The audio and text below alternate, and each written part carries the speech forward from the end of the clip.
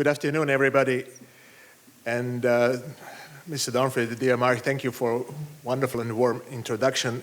And indeed, you are responsible for all the good things and developments in connection with the Institute and with the notion of cultural diplomacy in general. Cultural diplomacy is one of the tools of the soft power which is often neglected, particularly in the crisis times as we are experiencing always.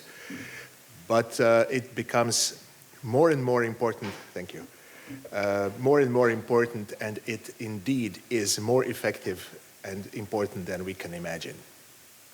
Now, in the introduction, you heard that I will be saying a few words about branding of nations, in particular branding of my country, Croatia, through tourism.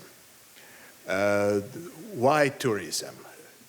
For several reasons. First of all, tourism as a tool of understanding between people. Tourism as a culture in a broader sense. Tourism as a way of connecting people, of putting them together, of letting them know each other, of learning cultures is a topic which falls strictly in the work in the focus of the Institute of the Cultural Diplomacy.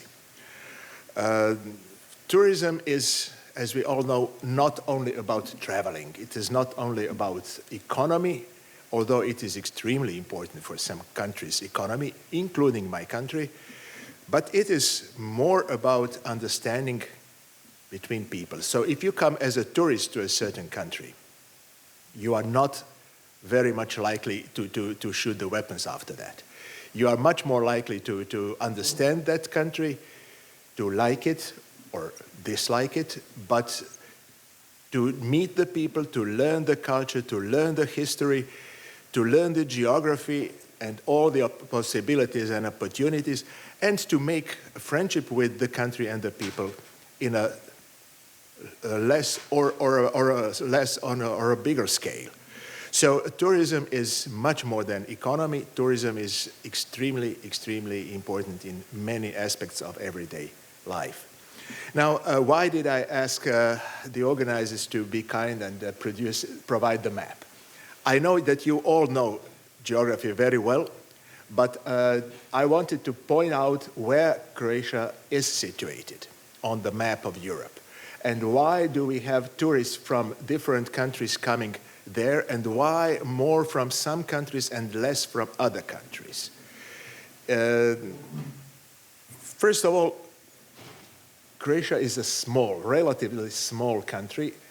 It is significantly smaller than Russia, as you can see, but it is also much smaller than France, Germany, or Spain, or even neighboring Italy.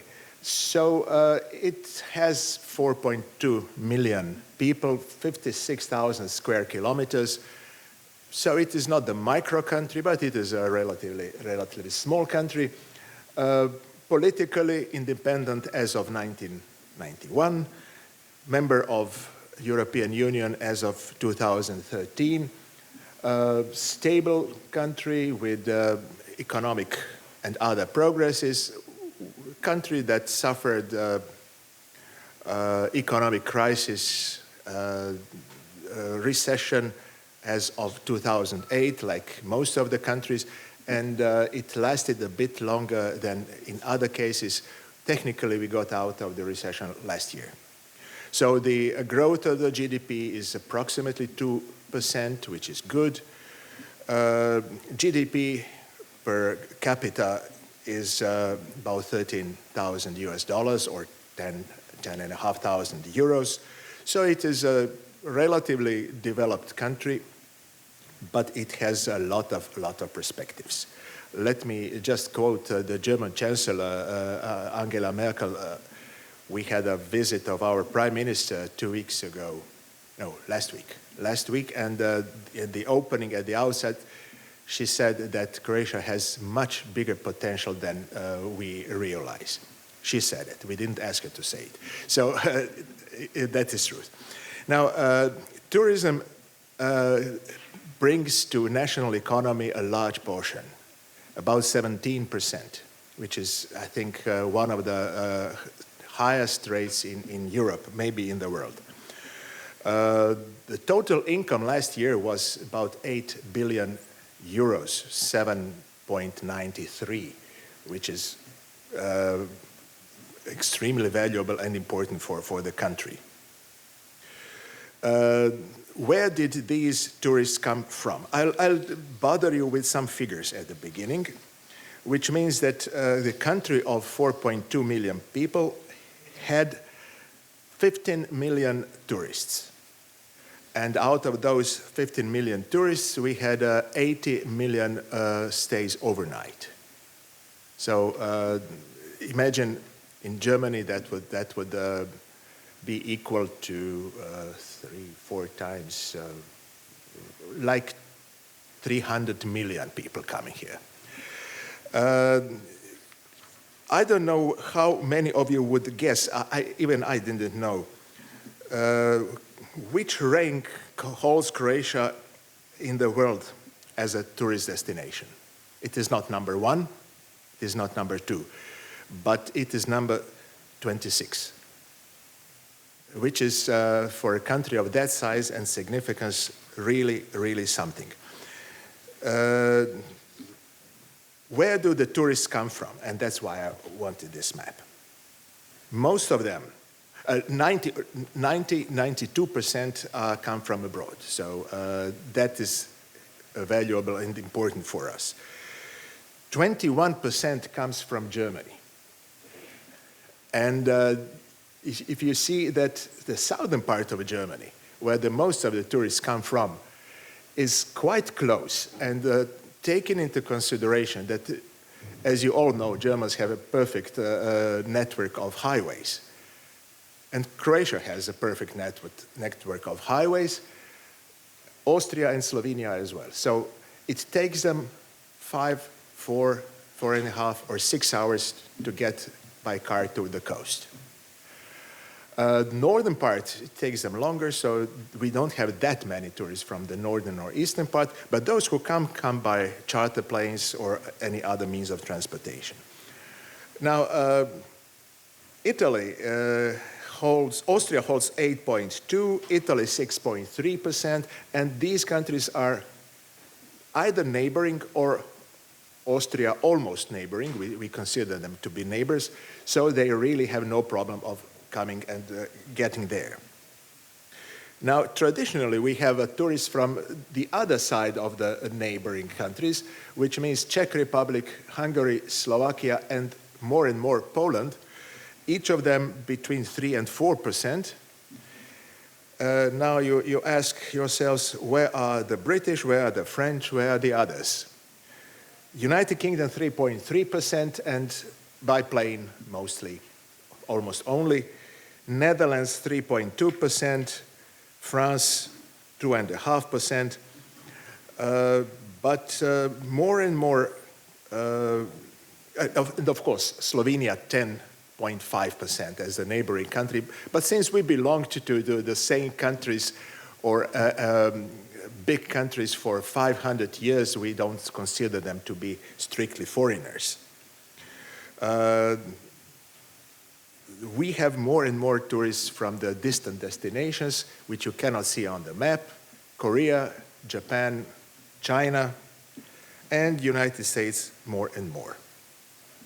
So it is, of course, the competition between the Mediterranean countries who will have more tourists, who will have bigger income. Now, as you see, the coastline of Spain or France, or particularly Italy, you see it is much longer.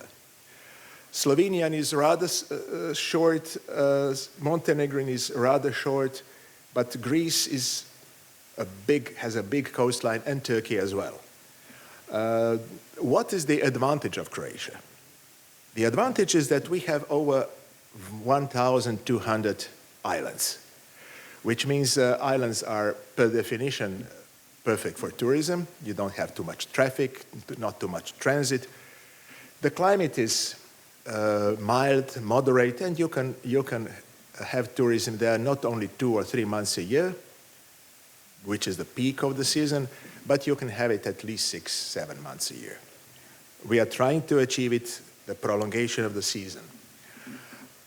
The other big advantage is you get there by car, you get there by train, you get there easily. You don't have to use always just an airplane. You can come over for a weekend. From Vienna to Zagreb is 3 hours by car, 2:45 if my wife drives, so it's achievable. And from Zagreb to the coast, it takes you another hour, hour and a half. So it is practical. It is not a pocket country, but it is practical. The second advantage, it is a very safe country. You all read about turmoils around the world, around the globe, around the region, in the neighboring region. But Croatia has proven for many, many years to be one of the safest countries.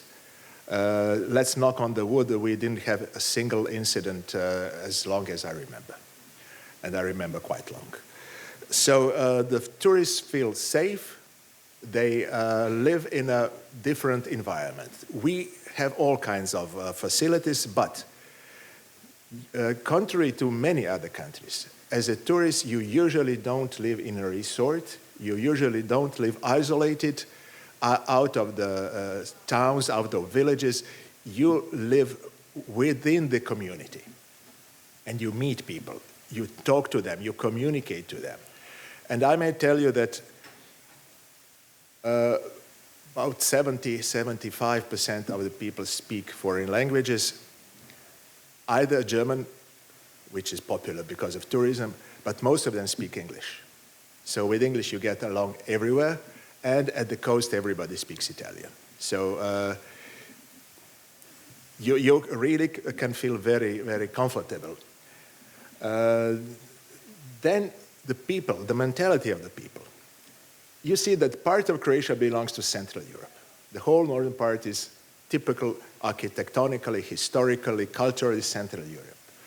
The southern part belongs to Mediterranean. So you have this mixture, this combination of mentalities, which resulted that the people are extremely open. Sometimes some say too open, but it's comfortable, it's fine. You can talk to everybody, you can communicate traditionally to everybody. And don't be surprised if you meet somebody that after 10 minutes they'll invite you home for a drink. That's the way it works. So tourists do like it. Some want to be put aside, but most of them really enjoy this atmosphere and the spirit that is developed. So most of the tourists come either to hotels or to the private accommodation, to the apartments. And then you have the examples, many of them, that the people, families come for many, many years and they really establish, I would say, close friendships with the guests and between guests and the hosts. So they communicate during the year, plan for several years in advance. So it's something completely different than big resorts you have in many other countries. Now, what has changed in the past 20 years, or not to go deeper in the past? First of all, technicalities have changed. You don't go to tourist agencies that much anymore. You just use internet. So bookings are being done more and more, like everywhere around the world, through internet.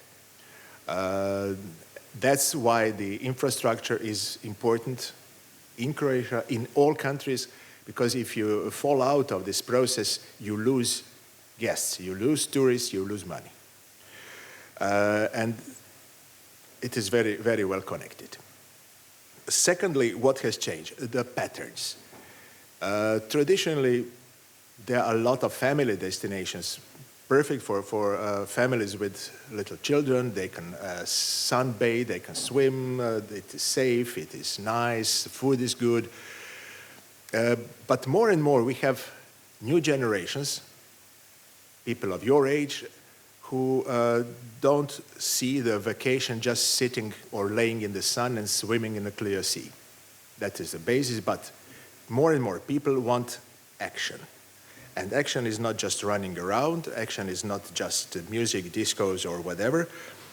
More and more we experience the young people who want to experience the culture and the history and the storytelling of the history. And as you can guess, that's again why the map is helpful. Croatia is so close to the centers of civilization, to the ancient Roman Empire, to the all kinds of historical events that occurred in this part of the world. So you find the monuments, a lot of monuments from the Roman times. I must say not as much as in Italy, not as much as in Greece, but you find also from the Greek times. Even not as much as in Turkey, but you still find a lot of it. Then you find historical monuments, historical sites from all eras, starting from the pre-Roman times, medieval times, Renaissance times, particularly very valuable churches from that period, and from the recent history. So what we are trying to learn is how to tell the stories to guests and tourists what this stone really means. And it means in our national history, our national culture, our identity as a nation, it means very much. But for somebody who comes from abroad, they don't even notice it. And we said, why should we bother them with these stones? But now we learn that the whole new generation has appeared that wants to hear that can swim everywhere. Now no destination is far away. And that's the new pattern we are trying to offer to our guests, to the tourists, the storytelling about the history and significance and the culture connected with that, and we come back to the cultural diplomacy. And of course, what is not less important is, I know you are after lunch, but gastronomy. Very good food and excellent wines, so we are proud on that, and everybody who feels it, who experiences it, is, let's say, modestly satisfied. So that is something that we are trying to improve, to change the pattern, not offering tourists just water, sea, and rocks, but much, much, much more. Sports events, cultural events, musical festivals, rave festivals, name it, you name it, everything is going on there. But not only at the coast. More and more, we have guests that want to come to inlands. And the hinterland of the Dalmatian coast or Eastern coast is something that really offers a lot. And you can get there, you can sleep overnight, it is cool, it's refreshing, and next morning in 20 minutes, half an hour, you are at the beach. So that's perfect for the development of tourism, and it is booming. It is literally booming. And the last point, not only inland or hinterlands of Dalmatian coast, it is the cities on the continent. Starting from the capital, Zagreb, which is an old city, old beautiful city, we have booming of 20 to 22% every year for 6 years already. So the capacities must be enhanced. We have tours of the old medieval castles, which we have hundreds of in the inlands. So it is not only coast, it is culture, it is history, it is traveling around, it is meeting people, it is connecting people. It is tourism, it is culture, it is cultural diplomacy which has been carried out not only by us, professional diplomats, but by everybody.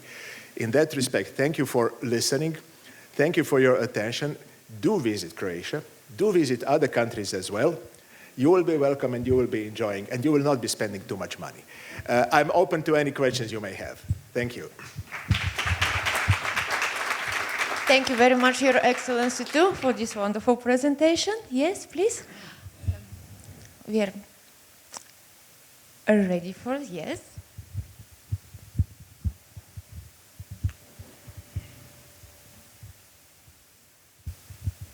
Thank you very much for your presentation. Croatia is definitely a country that I'd love to visit one day. I really liked how you were talking about the different actors who are promoting the culture. And I was wondering, how does the government encourage civil society and individuals to promote and be proud of their own culture? How? First, you must have money. So the government is allocating money for that purpose, which means central government and local communities. They must have financial plan to everybody on the ground knows what sites are important or interesting in their region, village, city, whatever.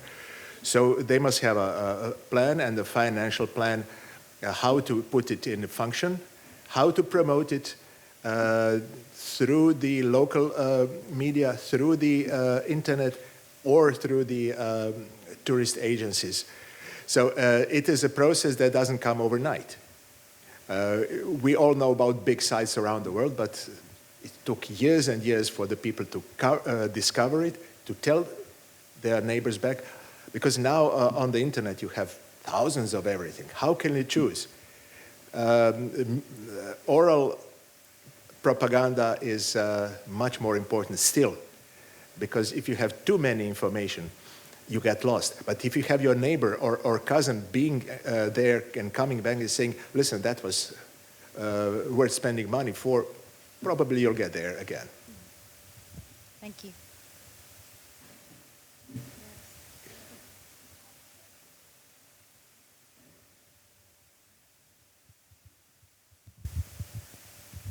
Questions, comments? This wonderful country, I really would like to visit it as soon as possible. I'm from Bulgaria, and such a shame for me that I haven't visited Croatia yet. It is too close. It is too close. close. I know. I promise. Next time Thank you. when you visit it. Thank you very much, Your Excellency. Yes, we have questions. Thank you. Hello, good afternoon. My name is Pedro, and I'm a Brazilian student here in the ICD, and I'm about to visit Croatia in May this year. I already bought my tickets. Okay. But my question is regarding the institutions promoting Croatia tourism, because I have researched some things on the internet, and I didn't find, I don't know if it was my fault or if you never develop like a nation branding campaign. If it is, how does it work, and which are the institutions involved in the process? Yes. The institutions are the Ministry of Tourism, unlike to Germany, which does not have a separate ministry for tourism. We do have, and the minister was here. He left yesterday. He was for the tourist fair in Berlin, which is one of the biggest in Europe. And we have a tourist community, which is like an executive board of. So they are in charge of agencies around the globe. So they develop, not every year, but every while, a new slogan, a new propaganda. This year, last year, and I think it's gonna last for some years, it is Croatia full of life. Some said it is not attractive enough, some said it is good, it encompasses fullness, it encompasses life, it encompasses traveling around, moving. So we'll see how it will work. So under this slogan, we have all kinds of propaganda. If you open CNN, if you open Gulliver Travel, if you open National Geographic, if you open any channel, not as often as some others, it costs money, but you will find it under this Croatia full of life. And billboards around the cities. So good managers can make more, but it's a process of learning and competition. Thank you all, and see you in Croatia. Thank you very much, Your Excellency.